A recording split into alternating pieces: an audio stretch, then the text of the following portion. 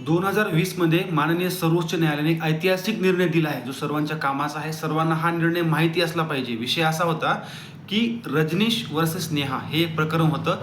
या प्रकरणामध्ये जेव्हा निकाल दिला कोर्टाने, त्यात काही डायरेक्शन असे दिले की जेव्हा असे डोमेस्टिक व्हायलन्सचे प्रकरण असतील, ज्यामध्ये पोडगीचे प्रकरण, निर्वाह भत्त्याचे प्रकरण, बायको जेव्हा नवऱ्यावर केस करते की बाबा मला हा सांभाळत नाही वगैरे, तर त्या दोघांनी सुद्धा आपले आपले खर्च आणि उत्पन्न सरळ सरळ शपथपत्राद्वारे कोर्टासमोर दिले पाहिजे. यामध्ये होईल काय, नेमकं कोर्टाला यांचं उत्पन्न किती आहे आणि खर्च किती आहे हे वेगळं काही विचारायची गरज नाही.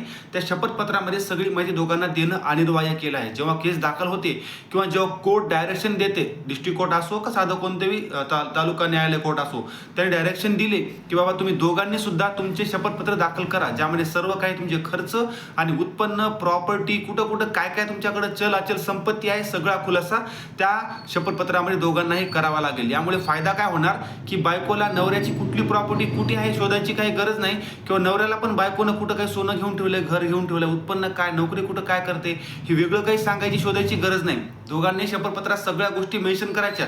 त्याचा एक फॉर्मॅट आहे, Rajneesh Neha affidavit assets and liability affidavit, असं गुगलला सर्च करा, तुम्हाला पूर्णपणे PDF ते मिळून जाईल. त्यामध्ये सर्व काय माहिती भरून तुम्हाला कोर्टामध्ये दाखल करावं लागेल. तर हे शपथपत्र खूप महत्त्वाचं आहे. नवरा किंवा बायको अशी कोणतीही गोष्ट एकमेकांपासून किंवा कोर्टापासून लपवू शकत नाहीत. जर त्यांनी एखादी प्रॉपर्टी खरेदी केली असेल आणि त्यामध्ये लिहिली नाही, किंवा त्यांच्याकडे कोणतं सोनं खरेदी केलं असेल त्यांनी लिहिलं नाही, त्यांच्यावर वेगळी फौजदारी कारवाई होऊ शकते की तुम्ही शपथपत्र कोर्टासमोर खोटं दिलं आहे.